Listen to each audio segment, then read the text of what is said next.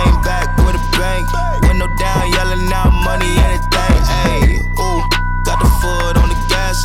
Pedal to the metal when I'm get to the bag. Ayy, got the foot on the gas.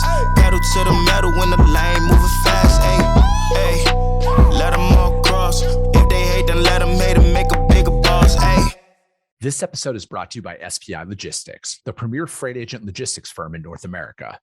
For over 40 years, SPI has been diligently building the most successful freight agent network to provide first-class relationships for our shippers, receivers, and carrier partners. We are more than another transportation network. We are a dedicated team of professionals united by one singular purpose, and that is to expedite our agents' success. All of our agents are set up for success on day one, as they are provided with a full suite of support staff that is ready to assist them with everything from after-hours emergencies to financial and administrative needs on a no-fee basis.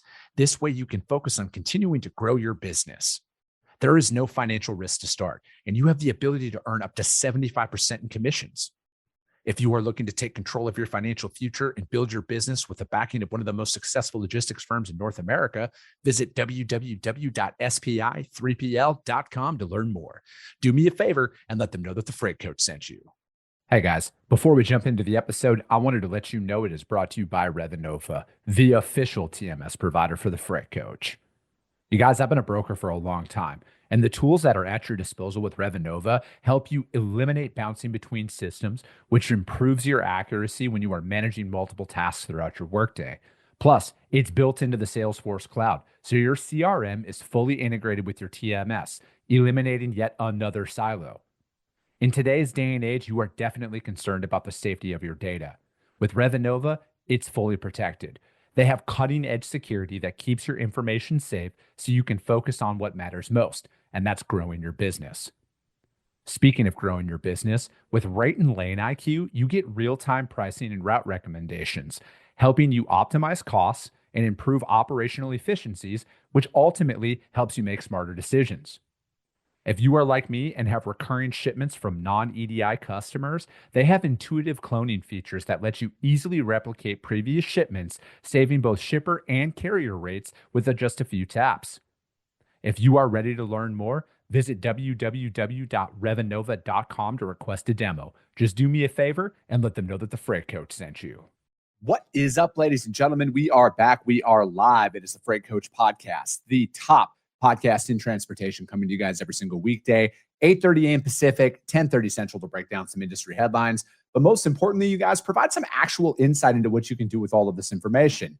If this is your first time tuning in, welcome. This is the real side of freight, ladies and gentlemen. And I do say that before every single show. And what I mean by that is I only speak with transportation professionals, because at the end of the day, I want to talk to the right individuals who have done what you're looking to do or who are currently doing what you're trying to achieve. So you can take that information, apply it, utilize it, and see a meaningful difference in your business and your life. Happy Tuesday, everybody. I got a very special guest for you guys. I'm going to bring her up in a second. We're going to be talking about the job market. What's going on out there? What is that buzzword called AI doing to the workforce? And what can people expect really to set themselves up for success going into a changing market, and especially in a down economic time that seemingly is never ending out there? But again, it's all about how can we apply this into ourselves to make ourselves stand out there in the crowd. So I have Mrs. Charlie Saffro back on the show. Charlie, thank you so much for taking the time to join me today. My pleasure. I always love our chat. So let's do it. It's been a while since I've had you on, and I haven't seen you since TIA in San Antonio earlier this year. And, you know, it's like the job market is seemingly it's reverting, excuse me. Like it's seemingly getting worse out there. From like, I see looking for work, open for work popping up on social media all the time. And then I'm reading these stories and I feel bad for these people who are like, I've been trying to find a job for 5 months and 6 months and everything else. So it's like, what, from your seat, obviously, what's been going on out there?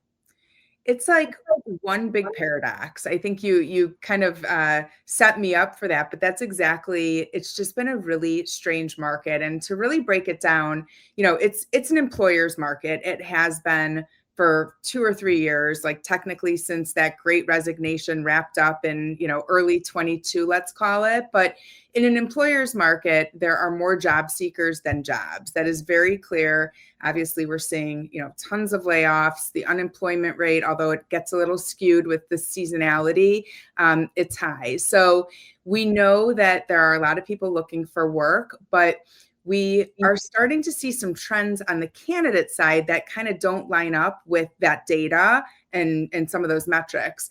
I don't know if you've heard the term job hugging, Chris. Has that come across your desk at all? Okay.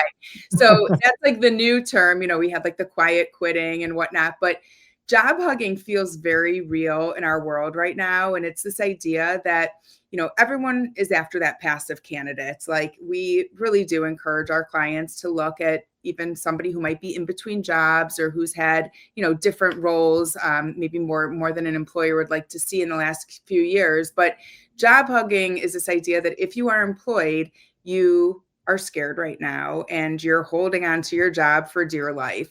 The irony with that is that we are talking to so many employed candidates that are absolutely miserable. They want out, they know what they're looking for, and it's usually whatever their current opportunity isn't offering them, but they're scared and they want stability. So there's one side of this where they feel lucky to have a job and a paycheck and, and many times a bonus or commission, benefits and whatnot, but they're scared to even apply to a job and put their resume out there. They're scared to have a conversation, especially with like a corporate recruiter, because what if it gets back to my boss? Or what if this, neighbor, I mentioned to them that I'm looking for something and somehow it makes it back to a coworker and I lose this stability. So where we've seen a lot of trends on the hiring side, companies dragging their feet, being pickier, wanting to compare. Now we're starting to see some strange trends on the candidate side that is just contributing to like this feeling of stuck. Like, there's just a lot of people that feel stuck right now. So things are still moving. I don't want this to come across as, totally pessimistic. I'd say I'm probably the most optimistic today that I have been in a few years. And that's just because of the recent uptick in searches and some of these other conversations and also some real data that we've seen come across our desk. But it's weird. That's the easiest way to put it. Do you think that, I'm a capitalist, right? Like, I'm all about people making as much money as they possibly can out there, candidates and companies. But do you think that a couple of years ago, when people were getting just astronomical pay packages out there, do you think that caused the environment that we're in? Because it's like, at the end of the day, when everything went through with COVID and there was a lot of pandemonium out there, specifically inside of transportation, and there was so much freight that was needing to be moved so quick that people were throwing just like insane numbers at people to get them in to fill seats. And then it calmed down. And then now with the implementation, like the absolute explosion of automation out there, do you think companies are looking at this and they're like, hey, you're good, but like, you're not that good, right? And then do you see a kind of a paradox out there where it's like companies are like, hey, you're worth the money because you're showing up, you're a high performer. But then they're also, at the same token, they're looking at some of these individuals, they're like, hey, like, it's just not worth it anymore. Do you see that a lot? Absolutely. And yeah, you touched on a bunch of things there. If you think of the Great Resignation, to go back to that 21 period coming out of COVID, where, everyone was leaving their jobs and there were so many opportunities that companies really had to tighten up their offering. I think there was a good year, maybe 2 years, where we saw companies like doing the right things. They realized that people were moving. Like, compensation is one thing. We might have to sweeten the commission plan or the bonus plan, but what else is important to employees? It's flexibility, it's career growth, it's development, it's leadership. And we saw companies really focus on that. And it was a great time to be recruiting, because we knew that the opportunities we were bringing had real value and they could really give these job seekers, these candidates, kind of fill in some of those holes that they were lacking. But then I know everyone has seen this in a different way. As the market started to drop, we saw a lot of those perks being cut. We saw a lot of return to office. We saw comp plans being changed. Beyond that, even like, DEI roles that were so important just getting cut because that was the lowest on the list. Same with like marketing or investing in marketing. And so I think we took 2 steps forward and then like 5 steps back. And compensation was one of those things. Honestly, in today's world, I think that a lot of candidates need to understand that if they are making a move, I hate to say this, like, one, be happy if you have a job offer and you have stability, and especially if it's going to give you benefits or, a 401k for the future and whatnot. But you should not be in it just to get an increase in salary. Like, we are seeing a lot of lateral salary moves right now, and that's just what is being offered. However, there are companies that are really sweetening the upside, and that makes sense in this market. Like, they may not be able to budge on salaries, but we're really going to, offer a bonus if they can hit this threshold, or we'll offer a tiered commission plan where, you come in, you prove yourself and eat what you kill, then there's real opportunities. So from a salary standpoint, this is not the time to jump because you think you're going to get $30,000, $40,000 more in salary. But maybe it's the opportunity, maybe it's the culture, or, the upside. So people just have to be aware, like, why are you looking for a new opportunity, especially if you're employed? What is really important to you right now? And if it's salary, just manage those expectations. Do you think there's a gross misjudgment on what the definition of a high performer is in regards to candidates and employers? Because I look at a lot of, obviously I've been around transportation and specifically inside of brokerage for a long time now. And that term that you use, eat what you kill, I think is like probably has the most different definitions compared to the companies that are out there. Some people are like boasting a phenomenal comp package, but it's like 1% or some just crap. They want to make it sound like, oh, you do this. And then people get in there and then, they might get a little bit further down the road. And then they're like, wait, why does my comp plan change the better I do? And you want to cut my comp. And then I think that has bred an environment of sales reps out there who are, I'll just use the term lazy. They're like, why would I work any harder if you're just going to raise my goals and I'm not going to be able to make as much money? And then on the flip side, there's a bunch of candidates out there who maybe have only sold in an inflated market. And now this is like the first time they're seeing any compression, but they're like, you were paying me $250,000 a year. That's what I'm worth and everything else. Do you think that there's a big disparity out there on what the definition of a high performer is? 100%. I think you hit the nail on the head there. Especially those situations where, we don't do a ton of agent recruiting and we don't work on those searches per se, but like a lot of opportunities where it's like, yeah, we'll bring you in with a salary, but the goal is to get you on a 50-50 commission split as a 1099 employee. And it's like, that's how you're going to reward a high performer. And like, that's where the people in this industry are making the most money, is free agents, where they're not part of a company. Technically, they're not full-time employees. They're not getting the perks, the benefits, the culture, and, the things that retain people. So yeah, I absolutely agree with you. It's also never apples to apples. And that's, as recruiters, that's our role. We have a really good idea of the competitive landscape. And we know that an account executive at this company is very different than an account executive at that company. Some of them are hunters, but they're just really closing inbound leads. Some account executives are just account managers and they're being compensated on, retention and growth and nurturing accounts. So I think that's another misperception, is just every company is set up differently. You also have the cradle to grave versus the split model. So you can't just look at titles or, compensation. It's like, what is this person? What behavior do you need this person to exhibit every day? And what do you want them to do in order to earn that incentive?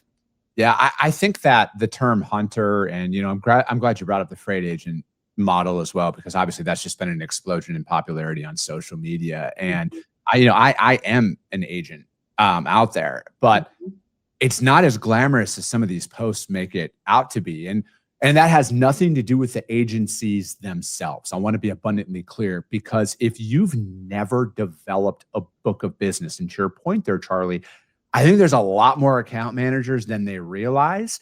And if you've never gone out, cold called, prospected, onboarded, and built an account up, you're going to be in for a rude awakening when you go out there into the agent world and and then the 1099 world, because is it glamorous? Is there a bunch of freedom? Is there amazing commission splits and everything else that come along with it? Fuck yes, there is. Mm-hmm. But what's not talked about is the years it takes to build sustainability. And if you've never built that book of business that you are currently managing, and I feel like there's a lot of individuals that are out there who are seeing this, they're like, well, wait a second, I'm doing $50,000 a month in margin for this brokerage out here, and I'm only making $100,000 a year. Well, I should take all of this account and I should go out and go for somebody for a 60-40 split and look at how much more money I'm going to make. But what they failed to realize is they had been operating inside of a system that somebody else developed that they are now going to be plugged out of, and they're not going to know how to operate because they've never actually built the book that they are working inside of. And that's like, I think it's highly irresponsible for some of these individuals out there to not talk about that, because when we're talking about people's livelihoods, this is just coming from my position of like, if you want to be an entrepreneur and you want to build your own business out there, go for it. Mm-hmm. Go for it. But you need to understand what you are going to be up against when you are out there doing it. Like, let's just talk about insurance, for example, right? Yeah. Everybody knows out there with the pause in like what's happening with Obamacare, and there's a lot of stuff that it's like, oh, it's been heavily subsidized by your tax dollars. Now that that's gone away, private insurance is going up, right? Like 20-30% that's out there. I personally spend $14,000 a year out of pocket to insure my family from a health and dental and vision perspective out there, right? So it's like there's that. There's just a lot of stuff, and that's just outside of it. And then internally, if you've never built a system that you can follow every single day to grow your business, and you understand this, Charlie, because you founded your company, how different did it look when Charlie started her company to where she is now from a system and a prospect? And like, it took me 3 years, and I'm not afraid to admit this live. It took me 3 years, these last 3 years, to develop an actual system that I can track my progress on how I'm prospecting and building this stuff. And I think there's just a big misconception about how great it is. Yes, it is phenomenal. But if you've never built that book of business that you're operating in, say these customers don't come with you. What is your plan then? Yep.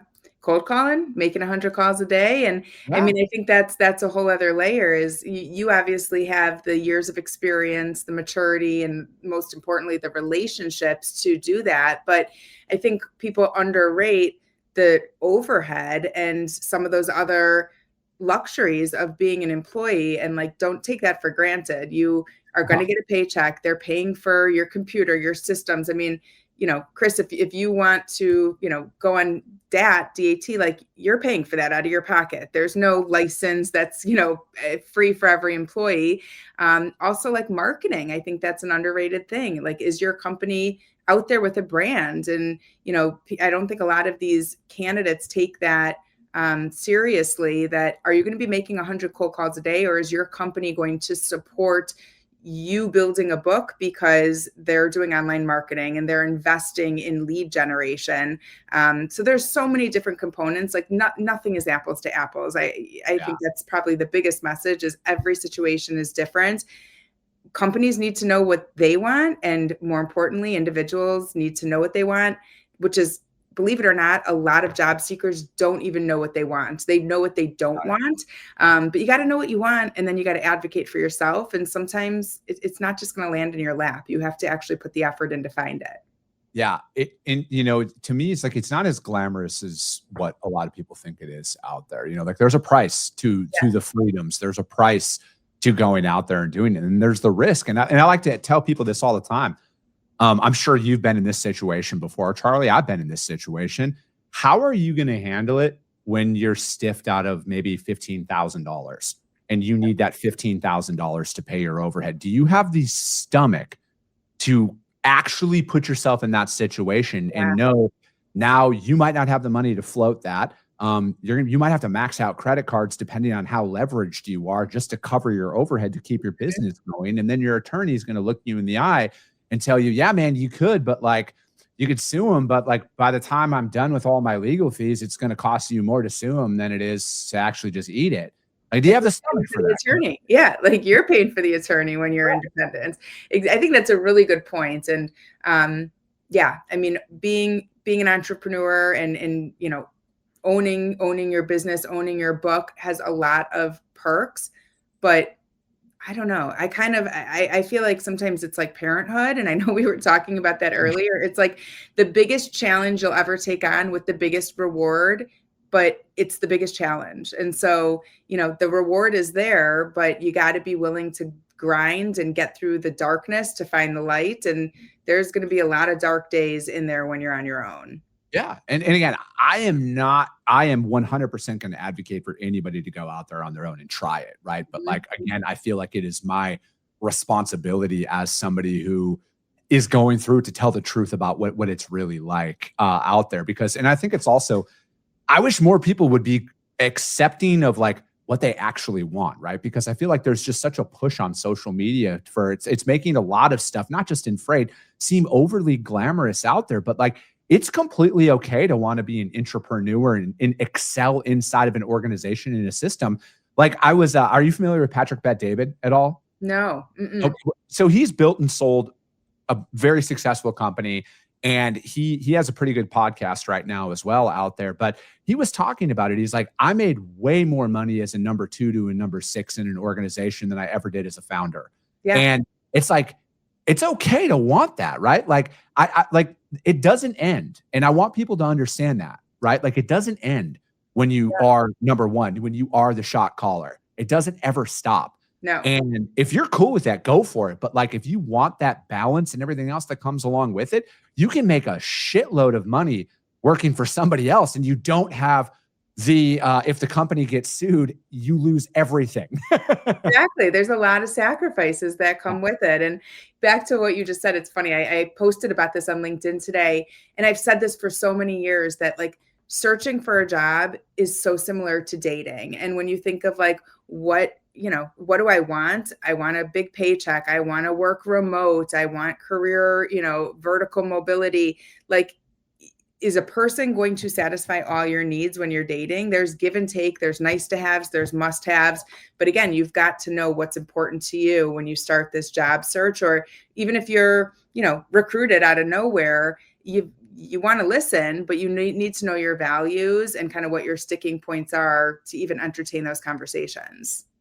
So how can people set them up for success? Because I think ultimately, and especially now as we're wrapping up 2025, people are going to want to start the new year with a new job and everything else. How do people set themselves up for success to stand out? Because, I mean, again, it's seemingly pretty slim pickings out there for new opportunities. But again, there's going to be opportunities. So how can a candidate, what should they do to maybe stand out in a crowd?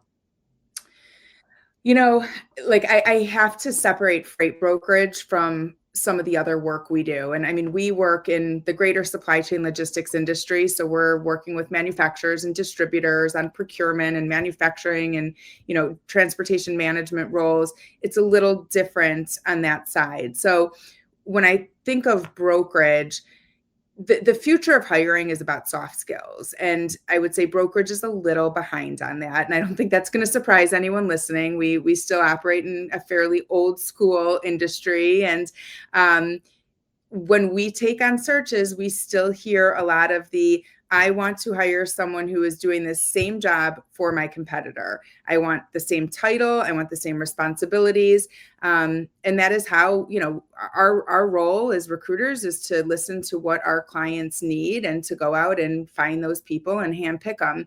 But what we see more on the shipper side of the business, and I think like the world in general, is this move towards soft skills. And, there's technical skills that fall into the business. Have you been, you talked about it before, like your sales methodology is a technical skill. You know how to use HubSpot or a TMS system. That's a technical skill. But the future is going to be about soft skills, and that's where humans are going to play a role. And soft skills are your innate personality traits. They can be developed and improved over time. But I think what I would say is know your soft skills. That is where your sweet spot is, and that is how you need to sell yourself. So yes, you are good at, building relationships, and that's a soft skill, but like, are you reliable? Are you strategic? Are you a strong negotiator? Are you analytical? Are you, a macro thinker or a micro thinker?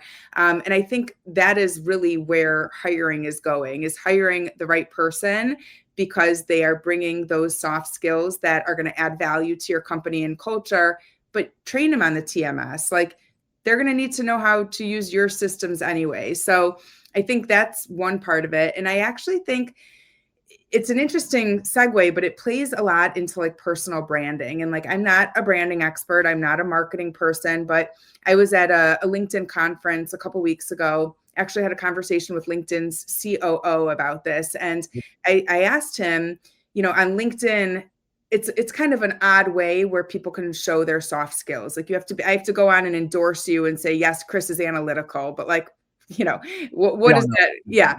And so I asked him, like, how are you guys keeping up with this demand for soft skills? Like, people can't just say, I am this or that. Yes, the endorsements help, but he said the future is content and it's personal branding. And that's where, LinkedIn is a big place for this. But from the recruiter side, like, it's all going to come together, whereas recruiters are looking for candidates and wanting to evaluate someone's soft skills. Yes, I may see some keywords on their profile and, recommendations and whatnot, but I'm going to go and look at what that person, how they're engaging on the platform. If they're posting, what are they posting about? What's important to them? If they're liking, if they're commenting, if they're connecting with people.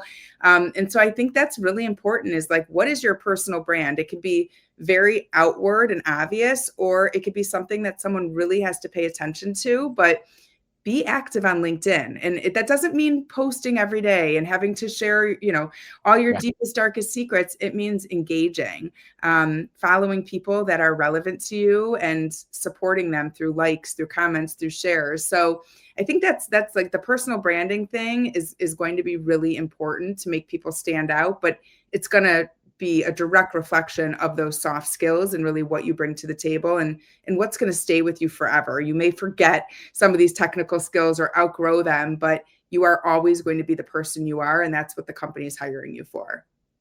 Do you, like, kind of on the personal branding thing, how important is it, do you think, for people to, I don't like to use the term authenticity because I feel like it's completely overplayed, and because people want to like be 80% authentic. And I'm not saying you have to go out there and do what I do and curse on your podcast and stuff like that, but like, that's just who I am as a person. And then, it kind of has worked out for me overall. No judgment. Yep. But like, how important is it for people to, remove that? Because everybody, like, I think we've all met people who have like the corporate version of themselves and then the real version of themselves.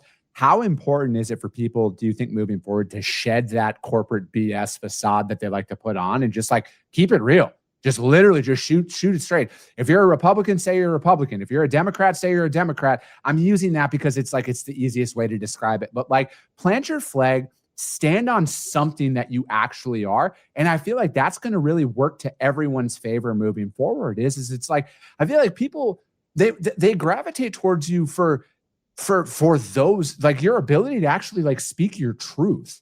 Totally. Your opinions, your stories, your anecdotes.